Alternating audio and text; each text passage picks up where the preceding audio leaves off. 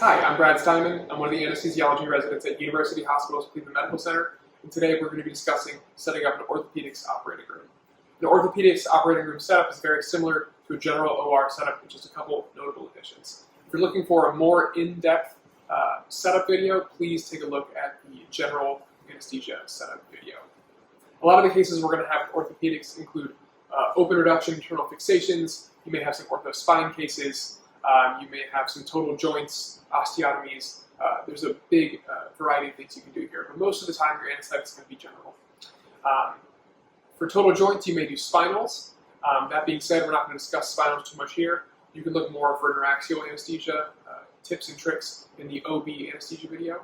And then for the ortho spine, you are going to be flipping prone typically, but we'll discuss more about spine cases and flipping prone in the neuro anesthesia video. So if you're looking for those, please go to the associated video. That being said, we'll talk about our general setup for most orthopedics cases and what things you can do to optimize your rotation. Much like a general OR, we're going to go through MS maids all the same. We're going to make sure we've done our full machine check. Our machine's ready to go. We have our circuit hooked up, our vaporizer's full, all of the stuff. We have our suction hooked up and ready to go as well with our Ginkower tubing, and we have our airway devices ready to go. We have our mask, we have our blade, we have our tube, we have our adjuncts if needed. For ortho cases, you typically are going to have usually 2 large bore IVs plus or minus an A-line, depending on how sick the patient is and usually the mechanism of injury. So we do have an A-line bag here and ready to go as well. I have not spiked fluids for the purpose of this video, but we'll have bags of fluids ready to go as well. Moving over here, we're going to take a look at the drugs. We have a lot of the same drugs that we use for a typical setup. We have our typical induction stuff. We have propofol, rocuronium, fentanyl, Versed, lidocaine, ready to go. For our antibiotics, we typically use Ancef for these patients unless they have some infected joint, infected prosthesis, so Ancef typically.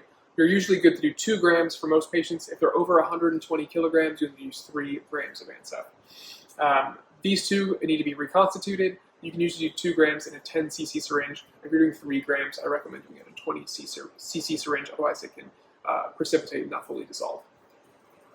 Additionally, another medication you're going to commonly use in orthopedics is tranexamic acid, which helps to prevent bleeding.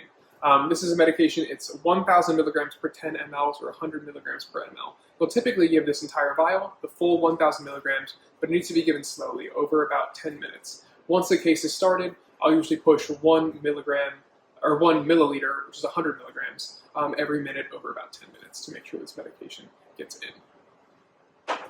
Some important things to consider on your ortho rotation include the use of tourniquets. If they're tourniqueting off a full leg, you may see significant hemodynamic changes, increase in blood pressure when the tourniquet goes up, and decreases in blood pressure when it goes down. So be prepared to treat that accordingly.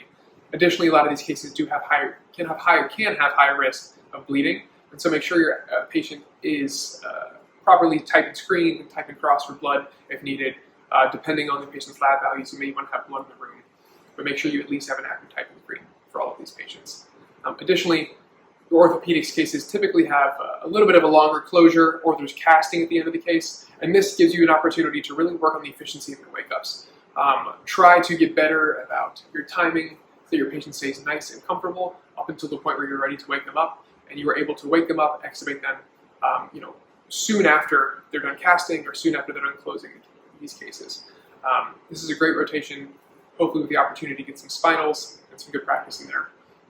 So hopefully this video can be helpful for you, and if you need more in-depth looks at getting an OR setup, once again I want to refer you back to the general OR setup. If you're looking more on information on interaxial anesthesia, please look at the OB anesthesia video, and if you're looking for advice on flipping prone for any ortho spine cases you're doing, please look at the neuro anesthesia video. So thank you again for watching this.